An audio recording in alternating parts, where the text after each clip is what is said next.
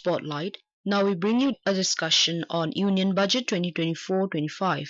The participants are Anil Padmanabhan, Economic Analyst, and Vaibhav Srivastava, Anchor. The first union budget of the historic third term of the Modi government was presented by the Honorable Finance Minister Srimati Nirmala Sitharaman, who presented her seventh straight budget yesterday. To talk about the budget and know about its intricacies and impacts, we have with us Sri Anil Padmanabhanji, Senior Economic Analyst. Welcome to the studio, sir. Thank you, Vaibhav. So, what are your first thoughts about the union budget and what would be the major impact areas? See, Vaibhav, my first thought is based on the expectations that we had in the run-up to this budget. So, given the general election result, one expected that the government would use its huge war chest of fiscal resources to probably, engage in some kind of revenge populism to regain the electoral narrative, as it were. But I was pleasantly surprised to see the budget that it is totally sans populism, and which is amazing because in the interim budget too, the finance minister had eschewed the option of populism in the run-up to the general election. And now, after this outcome, they refuse to go back to the path of populism, which to me shows that there's a conviction in the idea of fiscal prudence. So to me, if there was one big takeaway from this union budget, it is this. So you're saying that they haven't gone on to the direction of populism, which is a pleasant surprise for you, and they have carried on what they were thinking about, a developed India, the Amrit Kal, the next 25-30 years, which would be extremely important. There has been a continuous support to capital infrastructure development. They know that this is the cornerstone. They know that it is the basis of a developed nation.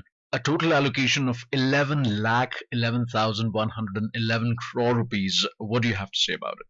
Well, absolutely, Vaibhav. See, the strategy for the last 5 years, particularly in the aftermath of the COVID-19 pandemic, was to bolster the capital investments in the economy to propel growth. Now, the private sector failed to do the needful, so the government stepped in. And we all know that today capital expenditure has been stepped up to 3.4% of GDP. But if you take up the states and the non-government investments, it comes to about 4.5, 4.9% of GDP, which is very, very impressive. So development is the clear priority. And even in this budget, if you look at it, the packages that they have announced for Bihar and Andhra Pradesh, led by two of the NDA's allies, is very interesting. It's not that the government has diverted the central exchequer money to fund these programs. Instead, they are leveraging the fiscal strength of the budget to approach multilateral banks to finance the desired development in both these states. Sir, there has been a continuous effort to put more money into the hands of the people by changing the tax regime, by reducing the customs duty on various products, and even exempting many of these products, which will further go on to have a positive domino effect in the manufacturing sector. How do you feel that this step will benefit the economy and the domestic households of the nation? See, Vaibhav, it should contribute because what we have seen again in the last 3 years, particularly in the aftermath of COVID and the unprecedented back-to-back economic crisis that we witnessed, including the Ukraine-Russia conflict, then the subsequent increase of interest rates by the US Fed, which has drained the world out of liquidity and caused exchange rates to depreciate everywhere. In the aftermath of that, we have seen consumption getting hit in the economy. So any income that is in the hands of people would definitely contribute to stepping up consumption. And what we have seen in this budget, if you look at the tax concessions that have been announced, it's mostly at the bottom of the pyramid of the tax base that they have announced. So you have on an average, the FM gave a ballpark number of around 17,000 rupees per person. Yes, sir. Which may not be substantive at our level, but those who have joined the workforce recently or who are at the bottom of the pyramid, it's a big number.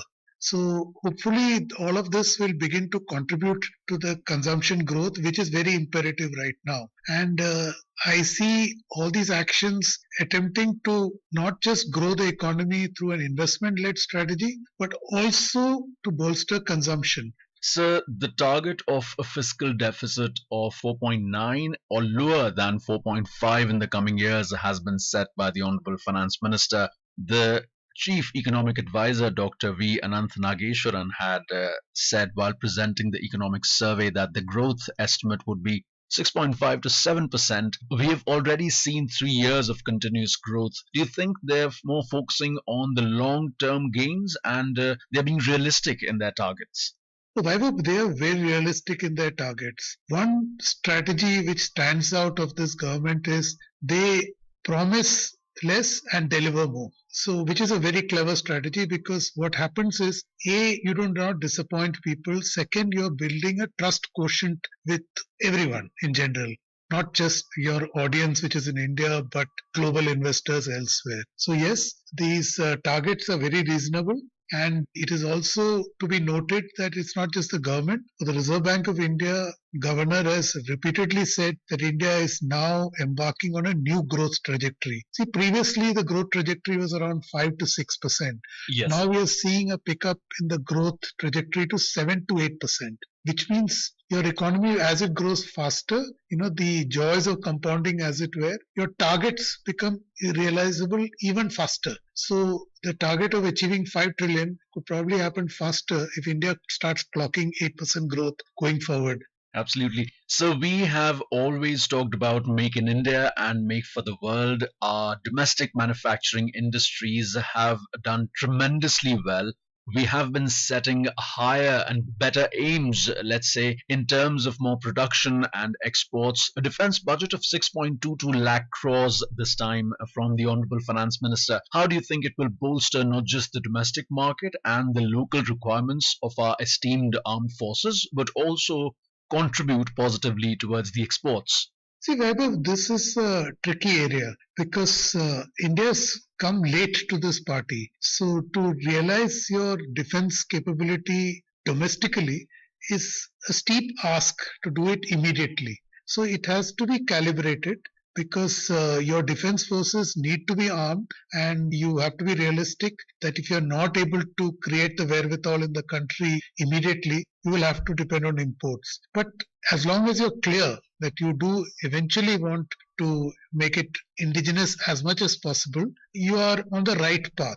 But to expect that they'll be able to do it immediately would be unrealistic. So it's a strategy that will work well over time. We are too early in the game to assess the impact of it. But to add to this is a very important factor which this budget has sought to address, again to lay the foundations, not to deliver any shortcut or immediate solutions, is the issue of employability.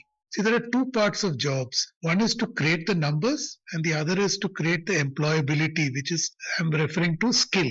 Absolutely. So the skill deficit in this country is enormous. I was looking at the economic survey, which says that 4.4% of India's youth are skilled, which is tragic. So which means you have to raise the skill levels of over 90% of India's youth to make them employable.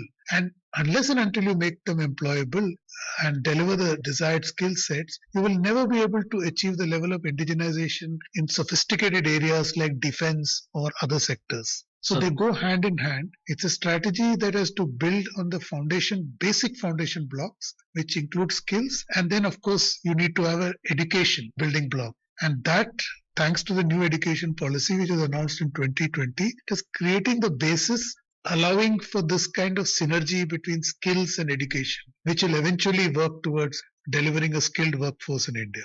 Absolutely, sir, very rightly said, and that's where my next question was about to come. Prime Minister's package of 5 schemes and initiatives for employment, skilling, and other opportunities for more than 4 crore youth over a period of 5 years not just trying to improve the employment opportunities, but also improving the employability of these youth and giving them new skills. How long do you think will this go down the line in enhancing not just their own employability, but in turn having rather a multiply effect on the economy and the industries? See, Vaibhav, this strategy is great on paper, but for it to work on the ground, you need India Inc.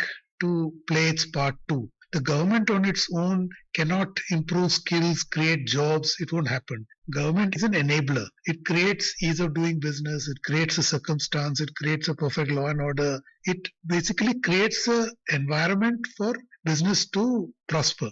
India Inc.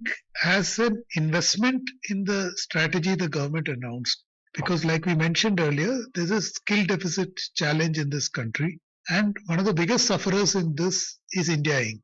Now, the government is giving you an incentive. So, they are shouldering part of the fiscal cost. So, hopefully, India Inc. responds to this incentive and joins this strategy because without this, this will just remain a paper strategy. So, for it to work on the ground, India Inc. has to play its part. And it's a win win for them. They are going to shoulder only part of the fiscal cost, but they will be getting skilled workers with whom they can deploy in their workforce. So, it's a win win for all. And more jobs, better jobs for everyone. So better amounts in the Mudra loans and a lot of boost to MSMEs have been given alongside development of new street markets in the urban development planning as well. How much do you think will this impact the economy and of course the urban cities which we have and the growing urbanization which we are seeing in the country? See, Vaibhav, this is a very realistic approach to the current circumstances that India is facing. We have to accept certain things as given. Like we just mentioned, there is a skill deficit, there is an issue of low incomes. India has just managed to eradicate abject poverty, but poverty still exists. So, given all these circumstances, you have to have out of the box solutions. So, creating better circumstances for basics like street markets, etc., or creating vegetable clusters around big consumption centers like urban areas are all clever strategies to create jobs and to solve a challenge. And these kind of so-called not within quotes very impressive strategies, we should not worry about it. We should keep our focus on the fact that every job is important. Every time you create employment, you are pulling up a family by the bootstraps, literally. And at the same time, you are creating an income stream. So you are, when they in turn consume, they are creating consumption boost in the economy, which in terms creates better capacities for investment to kick in. So in whichever way we boost consumption through job creation, no matter what's the nature of jobs, they are all very good steps. Sir, any brief parting thoughts over the whole union budget and how will it impact India's journey towards a developed nation? Vaibhav, my concluding thoughts are this is a great strategy which the government has announced, but they need to walk the talk. And for this, especially the next generation reforms, where the finance minister announced that they will be focusing on the productivity of the factors of production, which is labor and capital and land, they need to involve the states. At this point, the political discourse in this country is very binary in nature. But I hope and I trust our politicians are able to rise above their petty basis and forge the consensus that is required to get India to the desired level, which is one immediate metric in mind is to become the third largest economy in the world and by 2047 a fully developed economy. Anil Padmanabhan, sir, thank you so much for giving us your valuable time and making this discussion an enriched one. Thank you so much. Thank you, Vaibhav. You were listening to a discussion on Union Budget 2024-25. The participants were Anil Padmanabhan, Economic Analyst, and Vaibhav J. Srivastava, Anchor. This program was produced and presented by the News Services Division of Akashvani. You can listen to it on our mobile app, News on AIR. This program is also available on our YouTube channel, News on AIR Official. You may share your feedback about this program through email at airnsttalks@gmail.com or WhatsApp on 9289 094044.